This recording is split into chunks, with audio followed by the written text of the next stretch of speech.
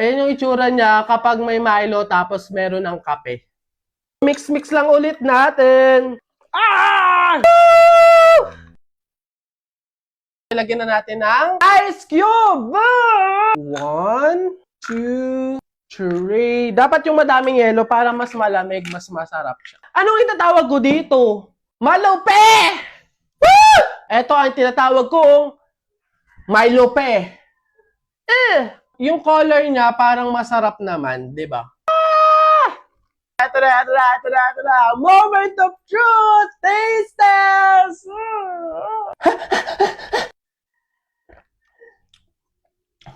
Hoy! Ang sarap! Hoy! Kinikilig ako! Alam niyo yung kape na may tamis? Ang sarap! Ang sarap! Kasi mas lasa mo yung kape eh. Pero yung kape na tinunawan mo ng chocolate, ganun siya. Sarap! Try nyo na din! Open, close. Alam niyo kung bakit? Kasi syempre, may mga biglang napasok dito sa kwarto ko na lang bigla na lang wala namang authorization letter. I don't know how, I don't know why, but there is something that I right now. Howdy mga human being! Tara, hayaan yung i-share ko sa inyo yung mga pinimili kong anik-anik na kung ano-ano sa DIY. DIY, bekenemin!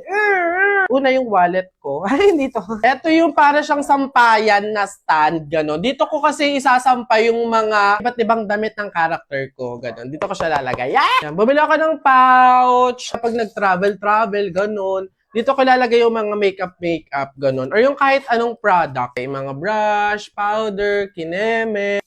Pampabango dito sa kwarto ko kasi talagang baho na talaga. Mabango naman siya. I'll try later. I don't know how, I don't know why, but there is something that I right now. Bumili din ako ng pabango sa sasakyan. Mukhang mabango naman. Bagong towel, bath towel, ayan siya. Pinaglumaan kong mga towel ngayon, yung butas-butas na, burat-burat na. Deserve mo ng bagong towel, bumili ka na. Baka kasi maglaon yun kami, mag-beach kami this January. So, bumili ako ng tsinelas. Magaan lang to, tapos pwede siyang mabasa. Hindi siya like madulas. I mean, panglinis na mga white shoes. Kasi dumihin yung white shoes, malamang. White nga, madudumihan yun. Baka mag-swimming kami, maglaon yun. So, bumili din ako ng goggles. Lagayan ng sabon. Iba-iba kasi yung sabon ko. May puwet, may mukha, may katawan yan. Tapos, pag gaganong-ganong ko sila. Sana nga dumikit sa CR eh. Kasi yung lagayan ng sabon ko, dahil Tupperware.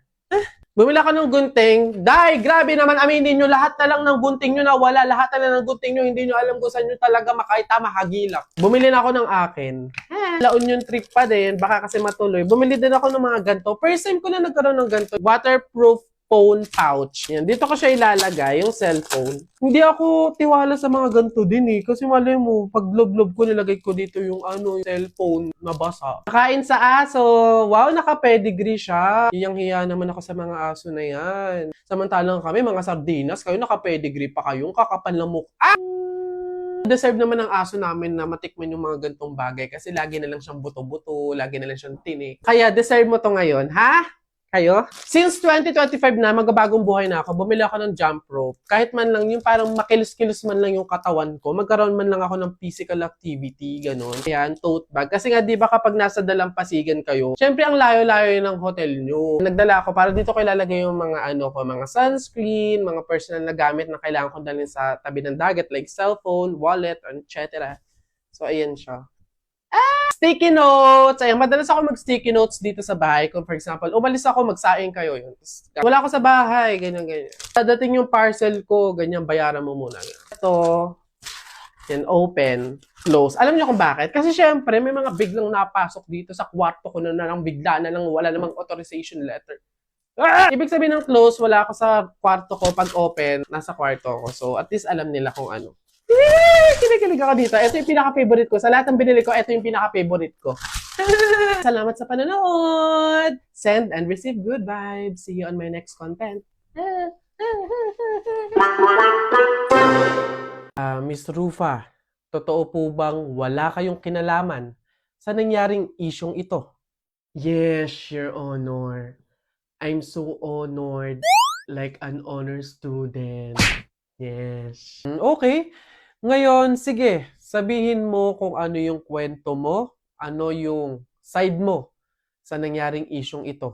Okay, Judge, ganito kasi yun. I am as well a victim.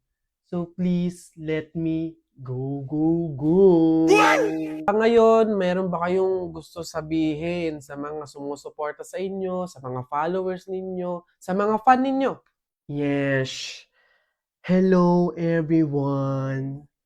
Magna cum laude po ako, hindi po magna nakaw. Yes. So please, I need your help. Hooray! Yun lang po. Okay, alright. Salamat po sa inyong time, Miss Rufa. You may go, go, go. Ay, pwede na po kayong umalis.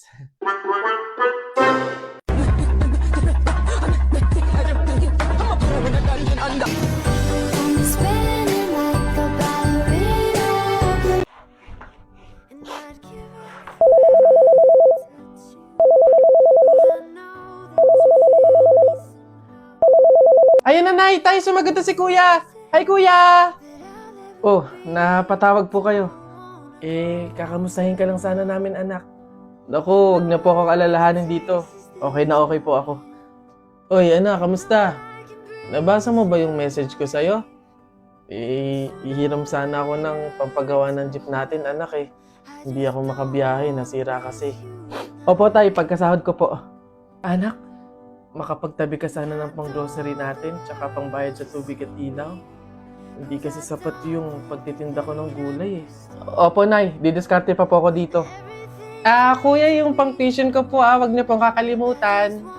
Oo, ipapadala ko. Salamat, anak. Anak, salamat. Mag-iingat ka dyan. Thank you, Kuya. Love you. Lord,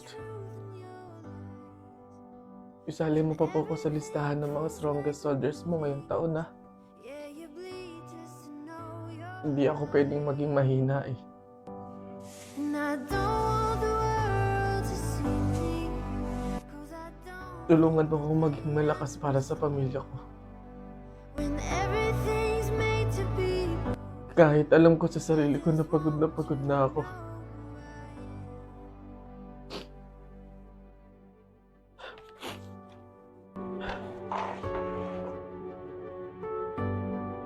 Strawberry and avocado ice cream!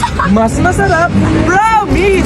Pang Instagram, pang Facebook, pang patibay ng relasyon. Kaya saan ka pa? Dito ka na! Ice cream yummy! Ice cream good! Duraot ng strawberry! Right? Atina, tawag na tayo ng karagatan.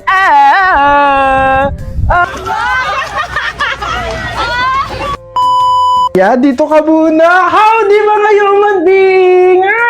Getting ready kasi on the way kaming La Union to Baguio! Samahan niyo ako, let's go! Wala lang naman, so ilang days muna kami sa La Union, mga 2 to 3 days, tsaka kami dediretso sa Baguio. Doon yung last batch.